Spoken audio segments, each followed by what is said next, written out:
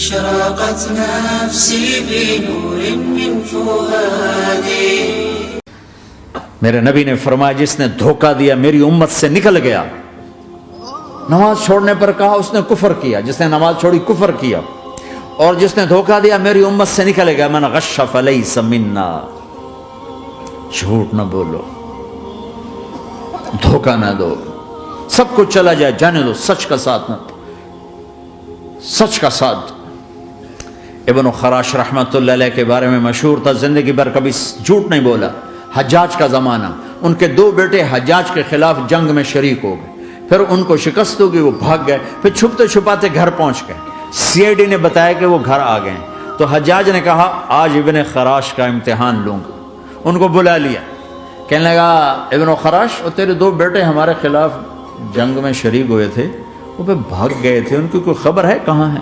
تو انہوں نے مسکرا کر فرمایا کہ حجاج، زندگی موت تو اللہ کے ہاتھ میں، گھر آ چکے ہیں، گھر میں ہیں، ابھی یہیں چھوڑ کے آئے ہوں. تو حجاج نے کہا تیرے سچ پر تیرے بیٹے تجھے ہدیہ کرتا ہوں. اگر تو جھوٹ بولتا تیرا سر بھی اڑا دیتا، تیرے بچوں کا سر بھی اڑا دیتا. تیرے سچ پہ تجھے تیرے بیٹے تحفہ دیتا. مسلمان جھوٹ نہیں بولتا. چند پاؤنڈ کی خاطر تم کاغذات میں ہیرا پھیری کرو. ڈرو اس دن سے جس دن اللہ کے سامنے کھڑا ہونا ہے.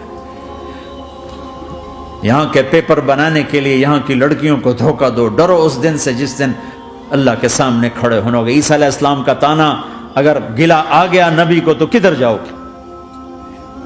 سچ کے ساتھی بنو، سچ کے ساتھی بنو، سچ کے ساتھی بنو. ٹیکس دینا پڑے دو، دینو، تم پہ خرچ ہوتا ہے. ایک طرف 4 پیسے ہیں، ایک طرف سچ ہے. کہ مسلمان سچ بولتا ہے، جھوٹ نہیں بولتا. ایک دفعہ سہارنپور میں جھگڑا ہو گیا. ایک جگہ تھی ہندوؤں کی، مسلمانوں نے قبضہ کیا ہوا تھا. تو ہندوؤں نے کیس کر دیا. انگریز کا زمانہ تھا. عدالت میں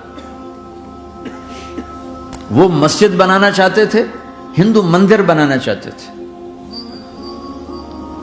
تو دونوں طرف بات تپی ہوئی.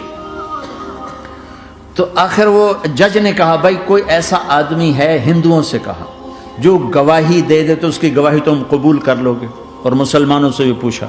تو ہندوؤں نے کہا جی ہاں، مفتی مظفر حسین صاحب اگر گواہی دے دیں کہ زمین مسلمانوں کی ہے تو ہم دے دیں گے.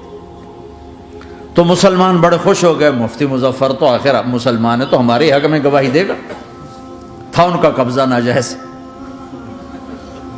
تو جب وہ عدالت میں تشریف لائے مسلمان بڑے اطمینان کا ہوں جناب ساڑھے حق کے فیصلہ ہونا، چونکہ آج کل صرف سچ کو کون دیکھتا ہے. تو انگریز جج نے پوچھا ہاں جی مفتی صاحب آپ کیا کہتے ہیں؟ فرمانے لگے دیکھو جج صاحب، یہ زمین ہندوؤں کی ہے اور مسلمانوں نے قبضہ کیا ہوا ہے. تو مسلمانوں نے گالیاں نکالنی شروع، وہ یہودیوں والا بن گیا نا، گالیاں نکالنی شروع کر دی.